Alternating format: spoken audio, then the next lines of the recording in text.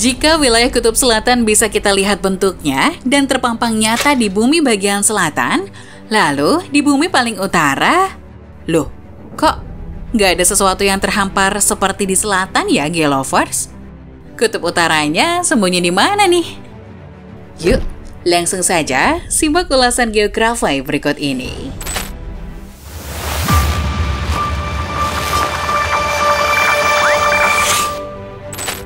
Kutub utara adalah titik paling utara di bumi. Di utara ini juga, semua arah adalah selatan. Polaris, bintang utara saat ini, hampir tidak bergerak di langit di atas kutub, menjadikannya sebagai titik tetap yang sangat baik untuk digunakan dalam navigasi langit di belahan bumi utara. Dilansir dari Britannica, kutub utara terletak di Samudra Arktik, sekitar 725 km sebelah utara Greenland. Kutub utara geografis ini tidak bertepatan dengan kutub utara magnetis kemana kompas magnetis menuju. Kutub utara geografis terletak di atas air yang hampir selalu tertutup bongkahan es yang melayang dengan ketebalan es sekitar 2 hingga 3 meter dan kedalaman laut sekitar 4080 meter. Di kutub utara ini mengalami 6 bulan sinar matahari penuh dan 6 bulan kegelapan total setiap tahunnya. Jadi wajar ya, Geolovers, kalau kutub utara ini tidak terlihat hamparan jelasnya di peta, seperti kutub selatan. Karena kutub selatan berada di atas daratan, sedangkan kutub utara di atas laut. Hal ini juga yang mendasari kenapa kutub selatan disebut benua, sedangkan kutub utara tidak. Geografi sudah pernah membahas kutub selatan di video yang ini ya, Geolovers. Dikarenakan kutub utara adalah lautan yang dikelilingi daratan, maka wilayah yang dekat dengan kutub utara berada di dalam lingkaran kutub. Lingkaran Arktik atau lingkaran kutub utara merupakan wilayah di utara bumi. Hal ini merujuk pada garis lintang dalam peta bumi. Garis ini adalah garis hayal atau imajiner, jadi tidak ada dalam permukaan bumi. Di seluruh wilayah lingkar Arktik, matahari berada di atas cakrawala, setidaknya selama 24 jam terus-menerus sekali setahun, bersamaan dengan titik balik matahari musim panas Arktik yang sering disebut sebagai matahari tengah malam.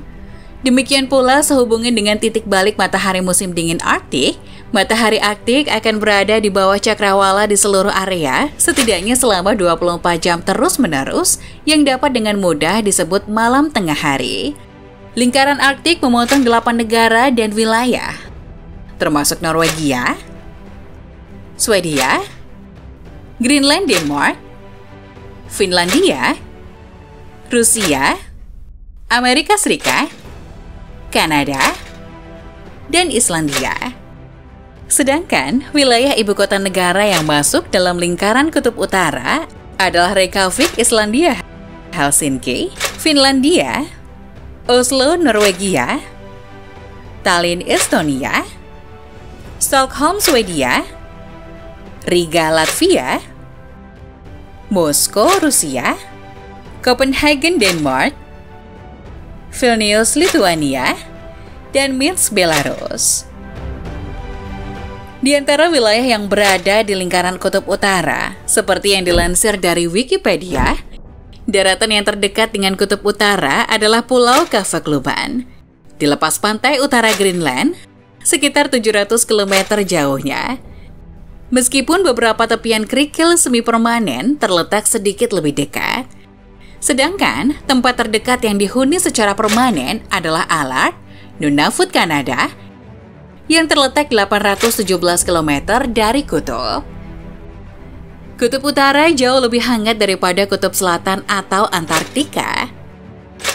Hal ini karena berada di ketinggian yang lebih rendah daripada kutub selatan dan berada di tengah lautan yang lebih hangat dari benua Antartika yang tertutup es. Suhu rata-rata kutub utara minus 40 derajat Celcius pada musim dingin dan 0 derajat Celcius saat musim panas. Suhu ini termasuk juga wilayah negara yang berada di lingkar Arktik. Selain itu, kutub utara memiliki jenis hewan yang lebih bervariasi dibandingkan yang ada di kutub selatan, seperti beruang kutub, rubah Arktik, burung hantu salju, dan kelinci Arktik. Berbeda dengan kutub selatan yang tidak memiliki penduduk asli, kutub utara punya Digilovers yang dikenal sebagai suku Inuit atau Eskimo. Orang-orang Inuit ini mendiami kawasan Arktik dan sekitar lingkaran Arktik seperti Greenland, Labrador, Quebec, Nunavut, wilayah barat laut, dan Alaska.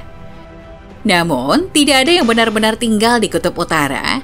Orang-orang Inuit tidak pernah membuat rumah di kutub utara dikarenakan es terus bergerak, sehingga hampir tidak mungkin untuk membangun komunitas permanen.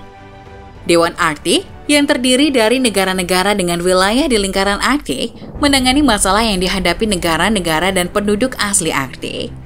Kanada, Denmark, Finlandia, Islandia, Norwegia, Rusia, Swedia, dan Amerika Serikat adalah anggota Dewan Arktik. Tempat tinggal yang selalu dingin membuat suku Inuit menyesuaikan gaya hidup mereka. Jaket tebal dan topi berbulu menjadi pakaian mereka sehari-hari. Sumber makanan utama mereka berasal dari hewan laut. Saat cuaca cerah, orang Inuit juga berburu hewan darat untuk tambahan makanan. Dulu, mereka tinggal di dalam iglo, rumah yang terbuat dari es. Namun saat ini, sudah banyak yang tinggal menetap di rumah modern atau tenda.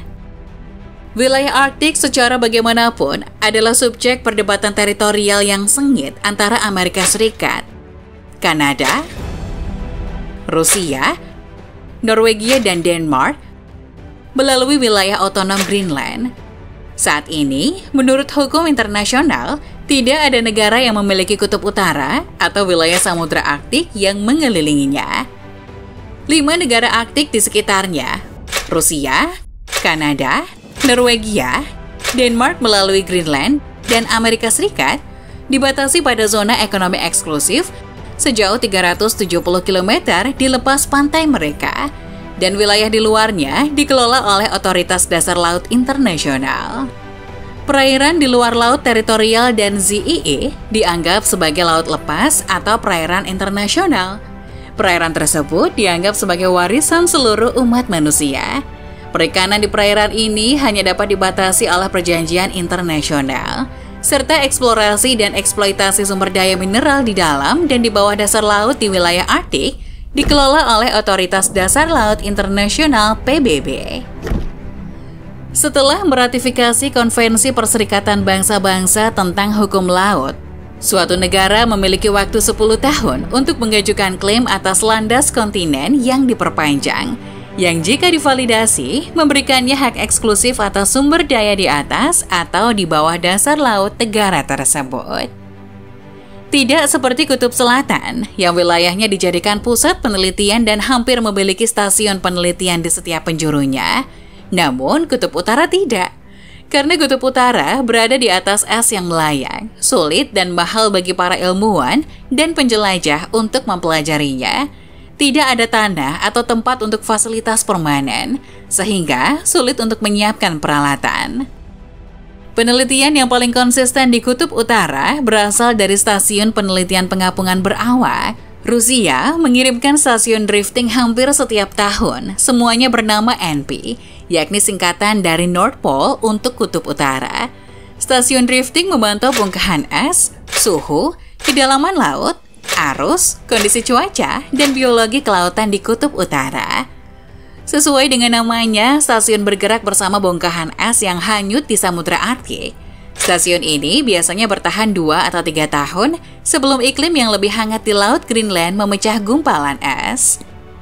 Stasiun drifting Kutub Utara bertanggung jawab atas banyak penemuan tentang ekosistem di Kutub Utara. Pada tahun 1948 misalnya, studi batimetri mengungkap punggung Bukit Lomonosov yang masif. Punggung Bukit Lomonosov adalah rangkaian gunung bawah air yang membentang melintasi Kutub Utara dari wilayah Siberia di Rusia hingga Pulau Ellesmere, Kanada. Stasiun melayang juga telah mencatat penyusutan Kutub Utara. Penyusutan Kutub Utara adalah perubahan iklim di Kutub Utara, termasuk pemanasan suhu, pencairan lapisan es Greenland yang mengakibatkan lebih banyak air tawar di lingkungan laut, dan hilangnya es laut. FYI Gelovers, pada tahun 2007, ekspedisi penelitian Rusia yang menggunakan kapal selam canggih menjadi yang pertama turun ke dasar laut. Dasar laut yang dimaksud sebenarnya di bawah kutub utara. Ekspedisi tersebut menancapkan bendera titanium Rusia di tempat. Negara Arktik lainnya bereaksi keras, terutama Amerika Serikat yang mengeluarkan pernyataan menolak klaim Rusia atas wilayah tersebut. Sedangkan Menteri Luar Negeri Kanada menggunakan kalimat dari lagu kebangsaan Kanada untuk menegur Rusia. Inilah negara utara yang sebenarnya kuat dan bebas, dan mereka membodohi diri sendiri jika mengira menjatuhkan bendera di dasar laut akan mengubah apapun. Di lain pihak, para pemimpin Rusia mengakui Arktika adalah ekspedisi untuk menyiapkan bukti yang mendukung Kutub Utara sebagai bagian dari Lomonosov Ridge yang berada di perpanjangan landas kontinen di lepas pantai Rusia. Tak ambil pusing dengan reaksi negara Arktik lainnya, pemimpin ekspedisi mempertanyakan kecaman dan reaksi berlebihan dari negara Arktik lainnya. Menteri Luar Negeri Rusia, Sergei Lavrov, bahkan berkata, ketika perintis mencapai titik yang sampai sekarang belum dijelajahi oleh siapapun adalah kebiasaan untuk meninggalkan bendera di sana. Ngomong-ngomong, seperti yang terjadi di bulan. Hayo loh, siapa nih yang menancapkan bendera-bendera ini di bulan? Perebutan klaim teritori ini juga dikarenakan wilayah Kutub Utara yang menyimpan banyak sumber daya alam. Eksplorasi minyak dan gas terbukti menguntungkan di bagian lain Kutub Utara, dan kemungkinan aktivitas ekstraktif di sekitar dasar Laut Kutub Utara menarik minat banyak bisnis dan ilmuwan. Seharusnya, negara-negara yang berada di lingkaran Kutub Utara ini lebih memperhatikan penipisan es di Kutub Utara. Karena hilangnya es dan mencairnya permafrost dapat menimbulkan masalah bagi beruang kutub, walrus, rubah kutub, burung hantu bersalju, rusa kutub, dan banyak spesies lainnya. Begitu pula spesies lain yang bergantung pada mereka selain manusia. Penelitian telah menunjukkan bahwa ketebalan es rata-rata 2 hingga 3 meter telah menurun dalam beberapa tahun terakhir. Kemudian, bahwa pemanasan global telah berkontribusi pada hal ini, tetapi tidak mungkin untuk mengaitkan penurunan ketebalan ini seluruhnya dengan pemanasan yang diamati di Kutub Utara. Laporan juga meramalkan bahwa dalam beberapa dekade, Samudra Arktik akan sepenuhnya bebas dari es pada musim panas. Namun, bagi negara-negara yang mengklaim teritori di Kutub Utara, hal ini berarti memiliki jalur laut tanpa hambatan es yang memiliki nilai ekonomi sangat tinggi bagi masing-masing negara. Wah, ujung-ujungnya duit juga ya, Gelovers.